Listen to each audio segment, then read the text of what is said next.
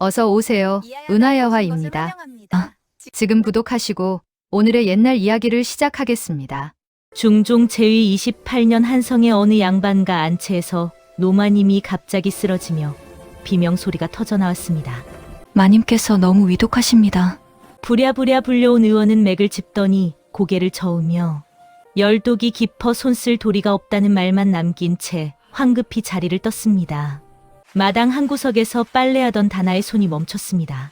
안채에서 들려오는 신음소리에 그녀는 물동이를 그대로 둔 채 문틈으로 다가갔습니다.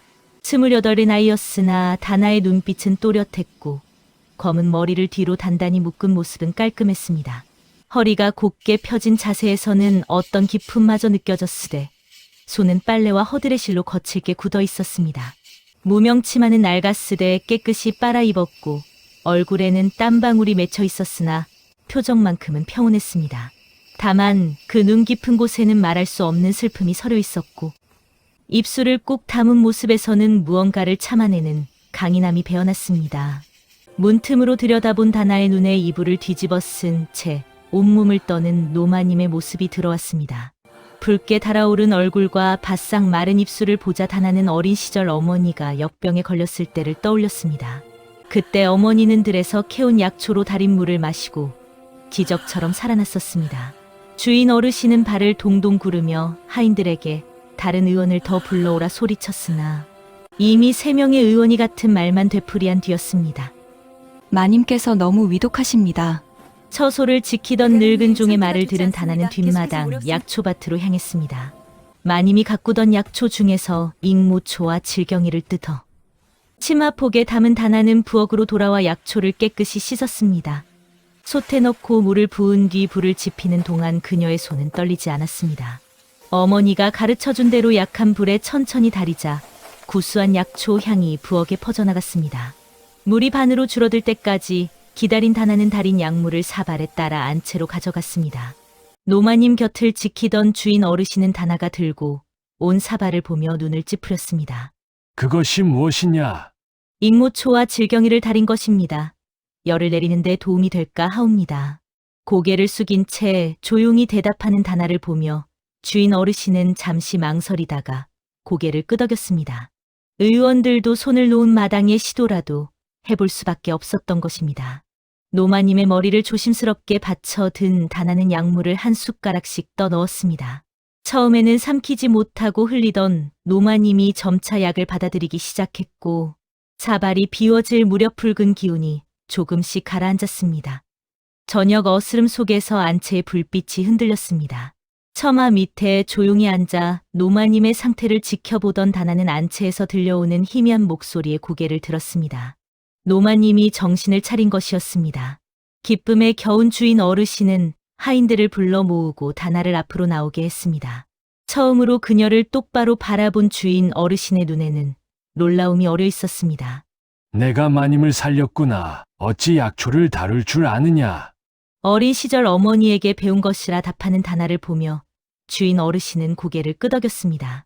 처소로 돌아온 다나는 창밖의 달을 바라보며 노비의 신분으로 태어났으되 사람을 살릴 수 있다는 사실이 그녀의 가슴을 뛰게 만들었습니다. 주인 어르신은 다나를 불러 관아의 의녀를 뽑는다는 소식이 있으니 추천하겠다는 말을 전했습니다. 다나의 눈에는 처음으로 노비에서 의녀가 될 수 있다는 희망의 빛이 어렸습니다. 하지만 의녀가 되려면 의서를 읽을 줄 알아야 했으나 다나는 글을 배운 적이 없었습니다. 난처한 표정을 지은 주인 어르신도 노비에게 글을 가르쳐줄 선비를 찾기란 쉽지 않다는 것을 알고 있었습니다. 뒷마당에 홀로 앉아 하늘의 별을 올려다보는 다나의 눈에는 의녀가 되고 싶다는 꿈이 손에 잡힐 듯 가까워졌다가 다시 멀어지는 것처럼 느껴졌습니다. 그러나 그녀는 포기하지 않았습니다. 어머니가 살아계셨다면 분명 배우고자 하는 마음이 간절하면 길은 반드시 열린다고 말했을 것입니다. 다나의 손에는 주인 어르신이 의녀가 되면 필요할 거라는 말과 함께 건네준 낡은 약첩 하나가 쥐어져 있었습니다. 다나는 약첩을 가슴에 꼭 안으며 언젠가 이 약첩에 자신이 처방을 적을 날을 꿈꾸었습니다. 주인 어르신의 추천서를 받아 든 다나는 관아로 향했습니다. 관아 마당에는 의녀가 되고자 하는 여인들이 모여 있었고 그중 대부분은 양반가의 서녀나 중인의 딸이었습니다. 노비 출신은 다나뿐이었습니다. 관아의 의관은 추천서를 훑어보더니 다나에게 간단한 약초 시험을 냈습니다. 익모초와 당귀를 구별하라는 것이었습니다. 다나는 주저없이 두 약초를 집어들고 익모초는 잎이 깊게 갈라지고 당귀는 향이 진하다고 설명했습니다. 의관은 고개를 끄덕이며 합격을 알렸으나 마지막에 한 가지를 덧붙였습니다. 의서를 읽을 줄 알아야 하오. 석 달 안에 기본 의서를 읽을 수 있다면 정식 수업에 들어올 수 있소. 다나는 고개를 숙여 예를 표했으나 속으로는 막막함이 밀려왔습니다. 석 달 안에 글을 배우고 의서까지 읽을 수 있을지 자신이 없었던 것입니다. 주인 집으로 돌아온 다나는 허드레시를 하면서도 마음 한구석이 무겁게 가라앉았습니다. 글을 가르쳐줄 사람을 찾아야 했으나 노비에게 글을 가르쳐주는 선비가 어디 있겠습니까? 저녁 무렵 다나는 마을 우물가에서 물을 기르러 갔다가 낡은 초가집 앞을 지나게 되었습니다. 대문이 반쯤 열려 있었고 안에서는 아이들에게 천자문을 가르치는 목소리가 들려왔습니다. 다나는 발걸음을 멈추고 문틈으로 안을 들여다보았습니다. 마른 체구에 긴 수염을 기른 선비가 아이들 앞에 앉아 붓을 들고 있었습니다. 홍석은 낡았으되 깨끗한 유생복을 입은 그는 온화한 눈빛으로 아이들을 가르치고 있었습니다. 아이들이 돌아간 뒤 다나는 용기를 내어 대문 앞에 섰고 홍석은 마당을 쓸다가 문 앞에 선 다나를 발견했습니다. 무슨 일로 오셨소? 홍석의 목소리는 부드러웠습니다. 다나는 고개를 숙인 채 자신이 노비이지만 의녀가 되고 싶어 글을 배워야 한다고 말했습니다. 홍석은 잠시 다나를 바라보았고 그녀의 눈빛에서 간절함과 배움에 대한 갈증이 느껴졌습니다. 석 달 안에 의서를 읽어야 한다면 매일 밤 이곳에 오시오. 가르쳐드리겠소. 다나는 믿을 수 없다는 표정으로 홍석을 올려다보았습니다. 신분을 따지지 않고 가르쳐주겠다는 선비를 만난 것이 꿈만 같았습니다. 그날 밤부터 다나는 주인 집 일을 마치고 홍석의 집을 찾아갔습니다. 홍석은 촛불을 켜고 천자문부터 차근차근 가르쳤습니다. 다나는 손에 물집이 잡히도록 글자를 따라 썼고 홍석은 지치지 않고 같은 글자를 반복해서 알려주었습니다. 보름이 지나자 다나는 간단한 글자를 읽을 수 있게 되었고 한 달이 지나자 짧은 문장을 이해할 수 있었습니다. 홍석은 다나의 배움에 대한 열정에 감탄했습니다. 그녀는 하루도 빠짐없이 찾아왔고 한 번 배운 것은 잊지 않았습니다. 어느 날 밤 홍석은 오래된 의서 한 권을 꺼내 다나 앞에 놓았습니다. 이제 이 책을 읽어보시오. 천천히 읽으면 됩니다. 촛불 아래 펼쳐진 의서를 보며 다나는 떨리는 손으로 첫 장을 넘겼습니다. 글자 하나하나가 또렷이 눈에 들어왔고 그 의미가 머릿속에서 이어졌습니다. 다나의 눈에는 눈물이 맺혔습니다. 노비로 태어나 평생 글을 모르고 살 줄 알았는데 이제 의서를 읽을 수 있게 된 것이었습니다. 홍석은 조용히 미소 지으며 다나를 지켜보며 죽은 딸의 모습이 겹쳐 보였습니다. 만약 딸이 살아있었다면 다나처럼 배움을 갈구했을 것이라는 생각이 들었습니다. 2달째 접어들자 다나는 기본 의서의 절반을 읽을 수 있게 되었습니다. 홍석은 다나에게 약초의 성질과 처방에 대해 설명해 주었고 다나는 어머니에게 배운 경험과 홍석에게 배운 지식을 하나로 엮어나갔습니다. 석 달이 다가올 무렵 다나는 관아에서 정한 기본 의서를 모두 읽을 수 있게 되었습니다. 홍석은 다나의 손에 낡은 필사본 의서 한 권을 쥐어주었습니다. 자신이 젊은 시절 필사한 것으로 다나가 의녀가 되면 도움이 될 것이라는 말과 함께였습니다. 다나는 그 책을 가슴에 꼭 안으며 말로는 다 표현할 수 없는 감사함을 담아 홍석에게 깊이 절했습니다. 관아로 향하는 다나의 발걸음은 가벼웠습니다. 석 달 전에는 막막하기만 했던 길이었는데 손에 쥔 의서와 약첩이 그녀에게 용기를 주었습니다. 홍석이라는 은인을 만나지 못했다면 불가능했을 일이었습니다. 다나는 뒤를 돌아보며 홍석의 초가집을 바라보았습니다. 담장 너머로 보이는 초가지붕 아래에서 홍석은 여전히 아이들을 가르치고 있을 것입니다. 언젠가 훌륭한 의녀가 되어 이 은혜를 반드시 갚겠다고 다나는 마음속으로 다짐했습니다. 관아의 의녀 수업장에 들어선 다나는 주위의 차가운 시선을 느꼈지만 다나는 그저 묵묵히 자리에 앉아 의서를 펼쳤습니다. 양반과 서녀들과 중인의 딸들은 노비 출신인 다나를 멀찍이 피했고 수군거리는 소리가 귓가에 맴돌았습니다. 의녀를 가르치는 관아의 의관은 엄격했습니다. 약초의 성질을 외우지 못하면 매를 들었고 처방을 틀리면 질책이 이어졌습니다. 다나는 밤마다 홍석에게 배운 내용을 복습했고 주인집 일을 마치면 약초밭에서 약초를 관찰하며 특징을 익혔습니다. 석 달이 지나자 수업에서 다나의 실력이 드러나기 시작했습니다. 의관이 내는 문제에 다른 의녀들이 망설일 때 다나는 정확한 답을 내놓았습니다. 감기에 쓰는 약과 열병에 쓰는 약의 차이를 물었을 때 다나는 증상에 따른 처방을 조리 있게 설명했습니다. 의관은 다나를 주목하기 시작했으나 다른 의녀들의 시기는 더욱 깊어졌습니다. 양반가 서녀 출신인 오기는 다나가 답을 말할 때마다 비웃는 표정을 지었고 쉬는 시간에는 노비 주제에 잘난 척한다며 수군거렸습니다. 어느 날 의관은 의녀들에게 환자의 증상을 듣고 적절한 처방을 약첩에 적어 제출하라는 실습 과제를 내렸습니다. 환자는 오한과 발열이 심하고 기침에 가래가 끓으며 몸이 나른하다는 증상을 호소했습니다. 다나는 홍석에게 배운 지식을 떠올리며 약첩에 처방을 적어 내려갔습니다. 마왕과 행인으로 기침을 가라앉히고 계지와 작약으로 오한을 다스리며 감초로 약성을 조화롭게 한다는 내용이었습니다. 글씨는 서툴렀으나 처방은 정확했습니다. 의관은 제출된 약첩들을 하나씩 살펴보았습니다. 오기를 비롯한 대부분의 의녀들은 무난한 처방을 냈으나 다나의 약첩을 본 의관의 눈빛이 달라졌습니다. 증상에 딱 맞는 처방이었을 뿐 아니라 약재의 배합 비율까지 세심하게 고려한 것이었습니다. 이 처방을 쓴 사람은 누구요? 다나가 조용히 손을 들자 의관은 고개를 끄덕이며 다나를 앞으로 불렀습니다. 어찌 이런 처방을 알았소? 의서에 나온 것이 아니오. 다나는 어머니에게 배운 약초 지식과 홍석 선비에게 배운 의서의 내용을 합쳐 생각했다고 답했습니다. 의관은 감탄하며 다나의 약첩을 다른 의녀들에게 보여주었습니다. 오기의 얼굴은 붉게 달아올랐고 다른 의녀들은 불만스러운 표정을 감추지 못했습니다. 그날 밤 홍석의 집을 찾은 다나는 의관에게 칭찬받은 이야기를 전했습니다.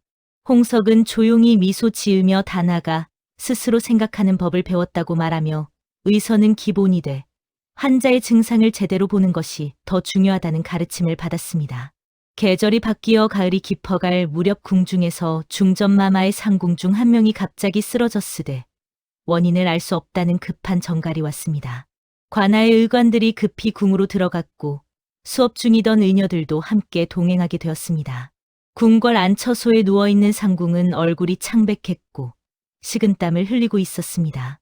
상궁은 배가 아프다고만 했을 뿐 다른 증상은 없었고 의관들은 맥을 짚어보았으나 뚜렷한 원인을 찾지 못했습니다. 다나는 조용히 상궁을 관찰했습니다. 창백한 얼굴과 식은땀 그리고 배를 움켜쥔 손의 떨림을 보며 다나는 급체했을 때도 이런 증상이 나타난다는 어머니가 했던 말을 떠올렸습니다. 다나는 상궁에게 최근 무엇을 먹었는지 물었고 상궁은 떨리는 목소리로 아침에 서둘러 차가운 냉면을 먹었다고 답했습니다. 다나는 급체와 냉기가 뭉친 것으로 판단하고 약첩에 처방을 적었습니다. 의관은 다나의 약첩을 받아들고 눈을 크게 떴습니다. 소화를 돕는 신곡과 냉기를 흩어주는 생강 그리고 기를 돌리는 후박을 배합한 처방이었는데 의관은 즉시 약방의 지시에 다나의 처방대로 약을 다리게 했습니다. 한 식경이 지나 약을 복용한 상궁은 배의 통증도 가라앉았고 식은땀도 멈추며 점차 안색이 돌아오기 시작했습니다. 중전마마는 다나를 불러 상을 내렸고 관아의 의관은 다나의 실력을 조정해 보고했습니다. 궁에서 돌아온 다나는 홍석을 찾아가 그간의 일을 전했습니다. 홍석은 다나의 손을 잡으며 이제 의녀로서 첫걸음을 제대로 내디뎠다고 말했습니다. 이제 관아에서도 그대를 인정할 것이오. 신분이 아니라 실력으로 말이오. 다나는 눈물을 글썽이며 홍석에게 깊이 절했습니다. 모든 것이 홍석의 가르침 덕분이었습니다.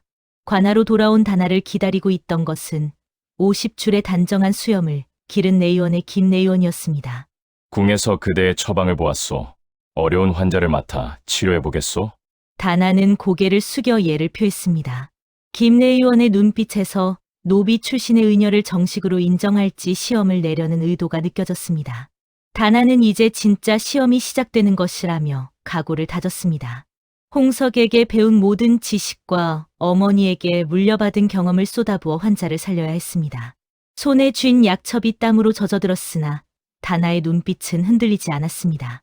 김내 의원이 다나를 데려간 곳은 관아 뒤편에 격리된 처소였습니다. 문을 열자 악취가 코를 찔렀고 침상에는 온몸에 부스럼이 난 사내가 신음하며 누워 있었습니다. 얼굴과 팔다리에 고름이 차오른 부스럼이 가득했고 열기가 온몸에서 뿜어져 나왔습니다. 김내 의원은 다나를 바라보며 이 환자는 석 달째 낫지 않고 있으며 여러 의원이 손을 댔으나 차도가 없다고 말했습니다.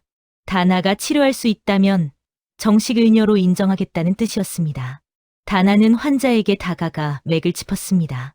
맥은 빠르고 약했으며 열독이 깊이 들어간 것이 느껴졌습니다.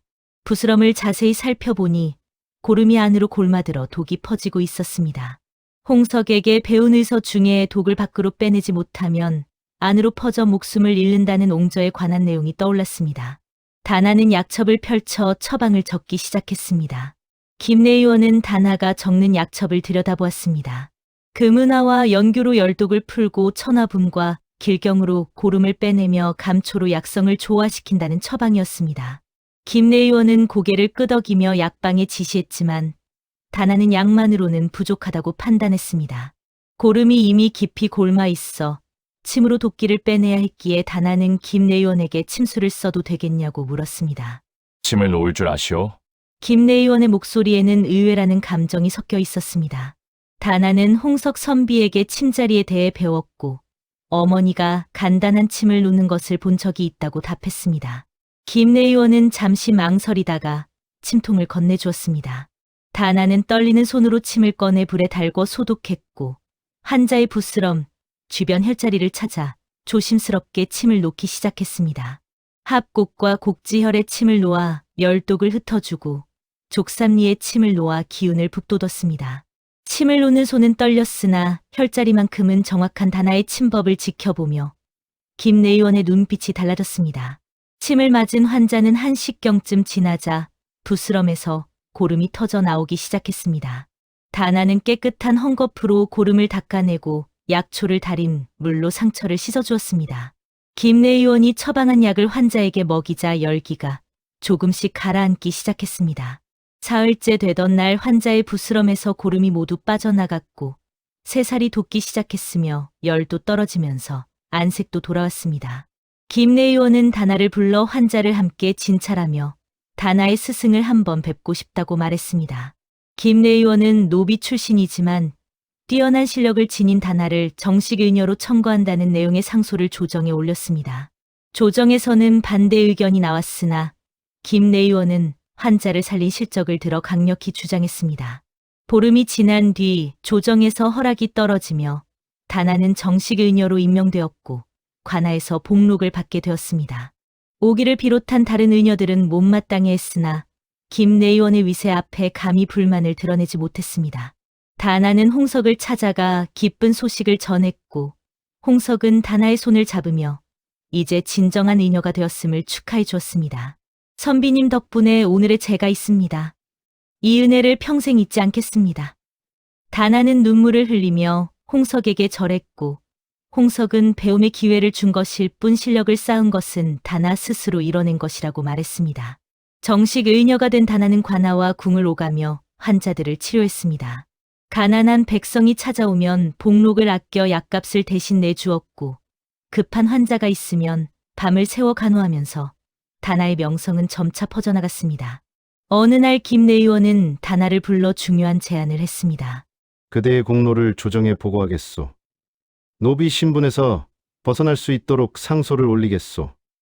노비에서 양인이 된다는 것은 꿈에도 생각지 못한 일이었기에 다나는 믿을 수 없다는 표정으로 김내 의원을 바라보았습니다. 김내 의원은 다나가 수많은 환자를 살렸고 궁중에서도 인정받았으며 의녀로서 모범이 된다는 내용으로 상소문을 작성했습니다. 홍석도 다나의 배움에 대한 열정과 인품을 증언하는 글을 보탰습니다. 주인집 어르신도 다나가 노마님을 살린 은혜를 잊지 않았고 이제는 더 큰 일을 할 사람이라 여기며 다나의 신분 해방에 동의했습니다. 조정에서는 노비를 양인으로 만드는 것은 선례가 드문 일이었기 때문에 한 달 동안 논의가 이어졌습니다. 하지만 김 내의원의 끈질긴 상소와 다나의 실적이 조정 대신들을 설득했습니다. 마침내 임금의 재가가 떨어졌고 다나는 노비 신분에서 해방되어 양인이 되었습니다. 관하에서는 노비 문서를 불태웠고 양인 문서를 받아든 다나는 그 자리에서 무릎을 꿇고 하늘에 절하며 돌아가신 어머니께 이 기쁜 소식을 전하고 싶었습니다.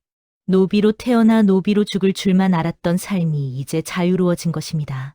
다나는 새로 만든 약첩을 들고 가장 먼저 홍석을 찾아갔습니다. 홍석은 약첩을 받아들며 조용히 미소 지었고 다나가 스스로 일어선 것을 무엇보다 기뻤했습니다. 양인이 된 다나는 관하의 정식 의녀로 일하며 수많은 환자를 치료했습니다. 봄이 지나고 여름이 오고 다시 가을이 깊어지는 동안 다나를 찾는 환자들의 발길은 끊이지 않았습니다. 양반가의 만인부터 가난한 백성까지 신분을 가리지 않고 치료했고 다나의 이름은 한성에 널리 알려졌습니다. 어느 날 김 내의원은 다나를 불러 내의원에서 다나를 정식으로 받아들이고 싶다는 제안을 했습니다. 궁중의녀가 되면 더 높은 지위와 안정된 생활이 보장되었지만 다나는 김 내의원의 제안에 감사하며 고개를 숙였으나 정중히 거절했습니다. 대감의 은혜에 감사드리오나 저는 백성들 곁에 있고 싶습니다. 김 내의원은 궁중보다 백성을 선택한 마음씨를 오히려 기특해하며 다나의 뜻을 이해한다는 듯 고개를 끄덕였습니다. 다나는 관하에서 받은 복록을 모아 한성 외곽의 작은 집을 얻어 그곳에 약방을 차리고 가난한 이들을 위해 무료로 진료하기 시작했습니다. 약값을 받지 않고 치료해주니 소문은 더욱 퍼져나갔고 멀리서도 환자들이 찾아왔습니다. 홍석은 가끔 다나의 약방을 찾아와 환자들에게 글을 가르쳐 주었습니다. 병을 앓는 동안 심심할 아이들에게는 천자문을 알려주었고 어른들에게는 의서의 내용을 쉽게 풀어 설명해 주었습니다. 다나와 홍석은 말없이 서로를 도우며 백성들을 돌보았습니다. 계절이 바뀌어 겨울이 오자 역병이 돌기 시작했습니다. 한성 외곽의 가난한 동네에서 열병으로 쓰러지는 사람들이 늘어나면서 다나는 밤낮 없이 환자들을 돌보았고 약방은 환자들로 가득 찼습니다. 어느 추운 겨울밤 다나는 마지막 환자를 치료하고 문을 닫으려다가 문 밖에 쓰러진 노파를 발견했습니다. 얼굴은 창백했고 몸은 얼음처럼 차가워진 노파를 안으로 옮겨 이불을 덮어주고 따뜻한 약을 다려 먹였습니다. 눈을 뜬 노파는 다나를 보며 눈물을 흘렸습니다. 내가 죽는 줄만 알았는데 살았군요. 노파는 자신이 의지할 곳 없는 홀몸이라 죽어도 묻어줄 사람이 없었다며 다나에게 감사했습니다. 다나는 노파가 회복할 때까지 약방에 머물게 했고 건강을 되찾은 뒤에도 약방 일을 도와달라고 부탁하며 다나의 약방에는 가족이 생겼습니다. 봄이 오자 다나는 홍석이 함께 손에는 붉은 천으로 싼 물건이 들고 어머니의 묘를 찾아갔습니다. 안에는 오래전 주인 어르신에게 받았던 낡은 약첩이 있었습니다. 어머니, 딸이 이제 의녀가 되었습니다. 노비에서 벗어나 양인이 되었습니다. 약첩을 묘 앞에 놓고 절을 올리는 다나의 어깨가 흔들렸고 홍석은 조용히 옆에 서서 다나를 지켜보았습니다. 다나는 어머니가 보고 있을 거라 믿으며 더 많은 사람을 살리고 어머니처럼 아픈 이들에게 희망을 주겠다고 마음속으로 다짐했습니다. 약방으로 돌아온 다나는 깨끗한 종이에 정성스럽게 만들었고 겉표지에는 홍석의 이름이 적혀 있는 새로 만든 약첩을 홍석에게 건넸습니다. 선비님께서 주신 배움으로 이 약첩을 만들었습니다. 받아주십시오. 홍석은 다나의 정성과 감사가 한 장 한 장에 배어있는 약첩을 받아들고 오랫동안 들여다보았습니다. 계절은 다시 돌아 여름이 왔습니다. 다나의 약방 앞에는 환자들이 줄을 섰고 안에서는 노파가 약재를 정리하고 있었습니다. 다나는 환자의 맥을 짚으며 약첩에 처방을 적어 내려갔습니다. 한때는 글자 하나 모르던 노비였으나 이제는 수많은 생명을 살리는 의녀가 되었습니다. 저녁이 되어 마지막 환자를 보내고 문을 닫으려는데 홀로 서당을 마치고 돌아가는 아이들의 모습이 보였습니다. 홍석이 여전히 아이들을 가르치고 있고 다나는 조용히 미소 지으며 약방 문을 닫았습니다. 밤하늘에는 별이 가득했고 다나는 창밖을 바라보며 약첩을 펼쳤습니다. 내일 올 환자들을 위해 처방을 미리 준비하는 것이었습니다. 손에 쥔 붓끝에서 먹물이 종이 위로 흘러내렸고 정성스러운 글씨가 하나씩 새겨졌습니다. 구독, 좋아요는 제작에 힘이 됩니다.